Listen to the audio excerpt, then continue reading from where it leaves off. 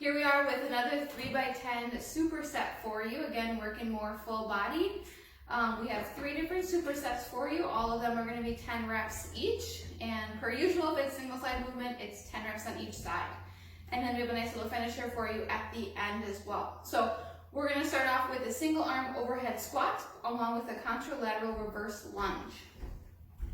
We're going to grab our weight for our single arm overhead squat. So we're going to be in our traditional squat position here. So feet about hip width apart, toes might be slightly pointed out, just depending what's comfortable for you. We are going to have that weight actually extended overhead just on one side. From here, we're going to really sit our hips back as we get into our squat, and then really squeezing those glutes as we stand up. We're going to keep that weight just overhead throughout each squat. So really keeping that core engaged, chest proud, shoulders back. We're going to do 10 reps that way. Then we are going to switch our weight to be overhead in the other hand, and we're going to do 10 more squats from there. So that'll be very challenging for you. You might want to pick a weight that's a little lighter as you'll be holding it overhead for a while. And then we're going to move into our contralateral reverse lunge. So contralateral again means the weight will be in the opposite hand from the leg that's working. So I'm going to have my weight in my right hand. My left leg is going to be doing most of the work here initially. So left foot forward, right foot back in that split stance position is where we're going to end up. So we're going to start with a step back, bring that knee down, driving forward with that front foot, really pushing through the heel as we do our reverse lunge. So when you switch, it'll look similar to this. So really driving through with that heel, squeezing that glute as we step forward for our lunge. And then our next superset is going to be Renegade Rows with push-ups. So I'm going to grab my dumbbells here. Our Renegade Row, we're going to be in a high plank position here. On our toes, feet will be about hip width apart, maybe a little wider for balance. And we're going to do our rows from the push-up position. So making sure that we alternate each time, really rolling that weight back, squeezing the shoulder blades together. You can bring the knees down to more of a modified position as well, and do your Renegade Rows from here. From there, we're going to move right into push-ups. So we're going to have our high plank position here. Hands will be about shoulder, a little wider than shoulder width apart.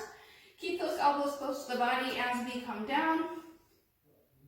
Really squeezing those chest muscles as we push ourselves back up.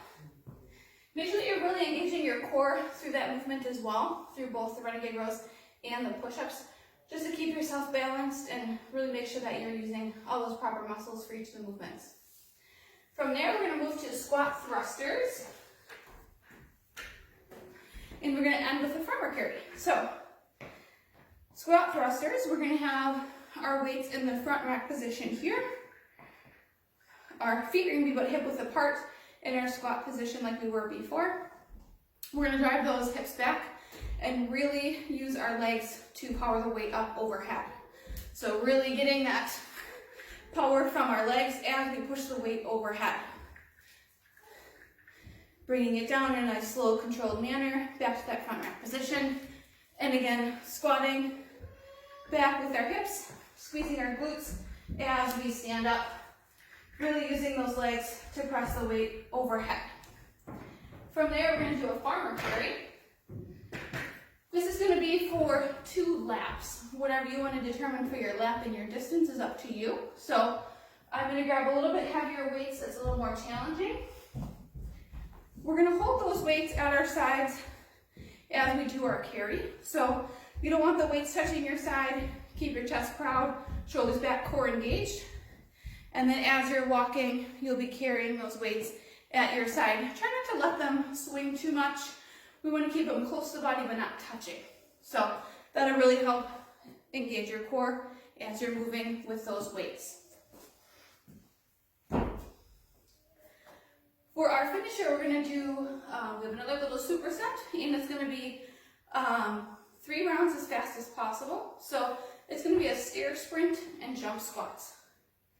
If you have a safe set of stairs that you feel comfortable kind of running up and then walking down, you can use that as your stair sprint if you'd like to.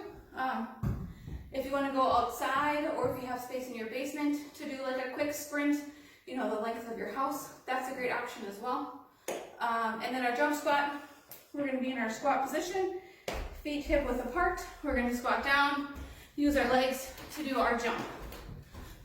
If you don't feel comfortable jumping, you can just do your body weight squats a little quicker if you want to. So it's going to be 5 of each for each round. If you don't have a space to sprint, don't feel comfortable sprinting, we can always do just a simple high knee movement as well.